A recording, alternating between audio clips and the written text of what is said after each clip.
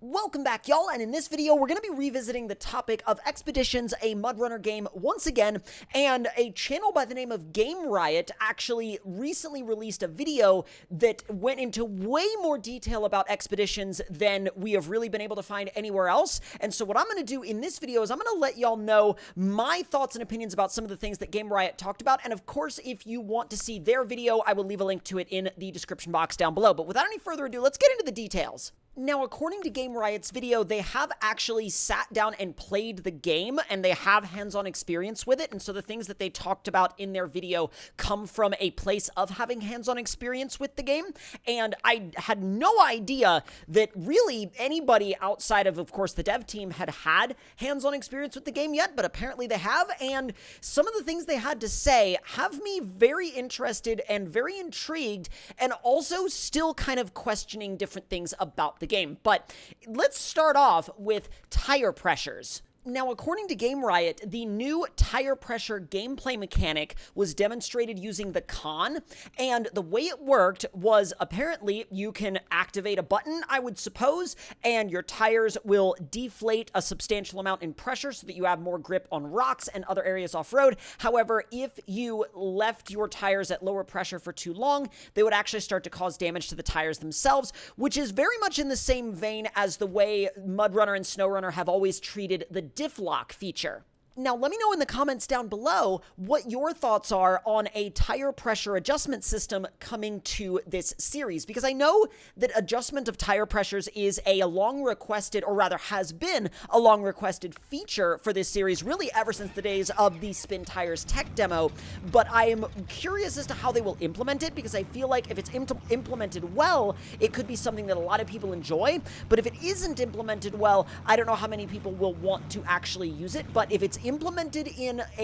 the right way, or rather in a way that, not necessarily the right way, but in a way that people enjoy using, then I could see it really benefiting the people that like to go rock crawling a lot. Now, the next thing that Game Riot mentioned kind of made me a little bit sad, because Game Riot said that Expeditions gets away from the open world nature of MudRunner and SnowRunner in favor of a more mission-based approach, and I personally can't imagine games in this series not being open world, and that just seems very odd to me. I mean, I guess we've seen things like that before with, like, you know, the challenge series type stuff in SnowRunner, where you had to complete this challenge to unlock this thing, and then this challenge to unlock this thing, but I feel like that would be a little bit shallow as a whole entire game,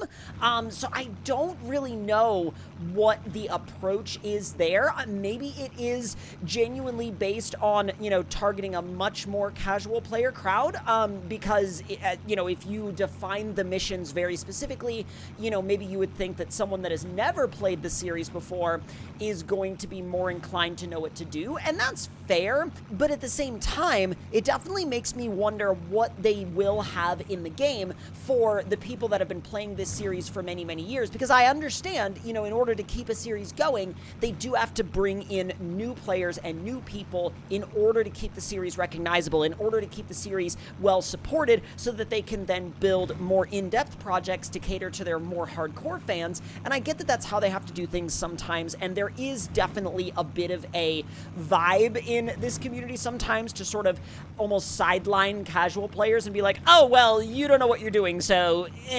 But, and I'm not saying that that's everybody, far from everybody, to be honest, but I am saying that I do see that happen to some newcomers occasionally, and it does leave some of the newcomers going, what the heck is going on? But at the same time, even as a brand new player, I don't think SnowRunner is a very hard game to approach, because again, and this is going to be a bit of a divisive topic to talk about, because we have some people in my audience that will say SnowRunner has a pretty good difficulty curve, and I'm still finding challenge with it today, and then there's other people that will look at the hard mode that is in the game now and will say that's still too easy, and I can can already get through that no problem at all, and the game still needs to be more difficult. And so I think finding a balance of that is kind of tricky. But now that we know that Expeditions is sort of trying to target a more newcomer audience to the series, a more casual fan base audience to the series, it does make me wonder and make me curious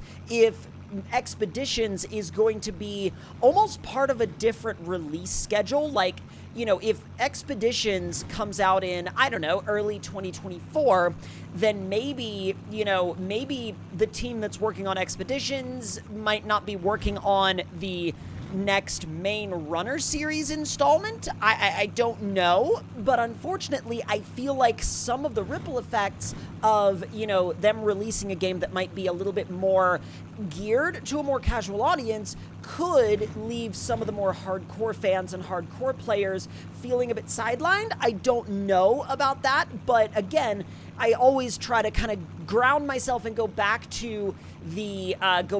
thought that, well, if they're not able to bring in a new casual crowd, then they won't be able to fund the more hardcore projects that this series is trying to work with. So we don't know anything about the future of the main series yet, but I would really, really hope that if they are able to bring in a more casual audience, that does free up more resources then to also help cater to the more hardcore fans that have been around the series for a really long time. Because at the end of the day, keeping a series like this successful is all about balance, right? You have to be able to bring in new players. You have to be able to have content that a casual audience, a newcomer audience can easily sort of dip their toes into and get accustomed to. But you also have to have content that keeps returning, long-running hardcore audience satisfied. And I know that that is I'm sure that as developers, that is an extremely hard balance to maintain, extremely. And while I do not have that direct experience as a game developer, I'm sure that it's got to be pretty dang stressful. Now, another thing that Game Riot talked about seeing when they were actually able to watch the game being played was some of the interesting uses for the anchor. Now, the anchor is essentially a placeable winch point, but Game Riot actually said that the person that was playing the game put the anchor on the edge of a cliff, hooked a winch line to the back of a vehicle, and just lowered themselves over the edge of a cliff all the way down to the bottom, disconnected the winch, and then drove away without picking up any damage, which is like, it's almost like, I don't know, like sci-fi levels of tech in a runner game. And it's definitely a different way to sort of approach the runner gameplay dynamic. And I'm thinking now in my head, like, I wish I had that when I was exploring a map like, what is the map that not everybody agrees is the hardest one in SnowRunner, but like the one that is just so incredibly punishing that it will just essentially bring you really, really close to ripping your hair out. And I'm trying to remember which map it is. Imandra, that's the one. Yeah, so when you're going through Imandra, can you imagine just having the ability to lower yourself over the edge of a cliff like you're some kind of, you know, like climber, or you're just rappelling in a truck or something like that? I don't know if that's the most realistic way to approach things, but at the same time, I mean, it's not a full-on simulator, but more of and especially it seems like through the details we're seeing about Expeditions as more details come out, it definitely again seems like we are seeing a game that has simulation elements, but also has arcade elements as well, kind of a off-road simcade type idea. So now that we're at this point in the video, how do you feel about some of these new details that have emerged about Expeditions?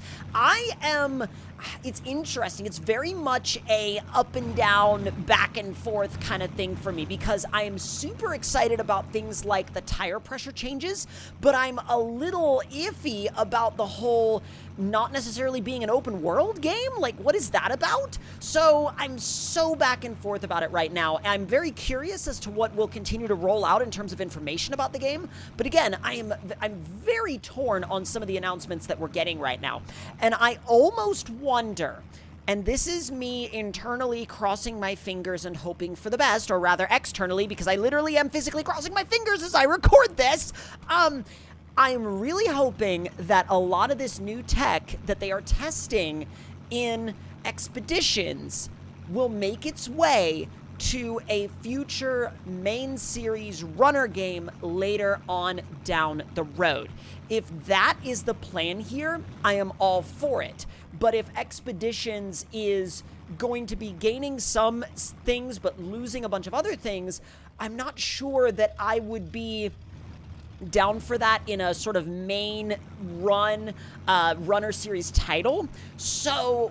once again, we will have to wait and see. I am so back and forth. But y'all can tell that this game is like playing with my emotions. You can absolutely tell. I'm sure you can. But once again, I hope y'all enjoyed the video. And if you did, let me know your thoughts and opinions down in the comments below. Hit that like button if you enjoyed. Subscribe if you're new. And I will see y'all next time.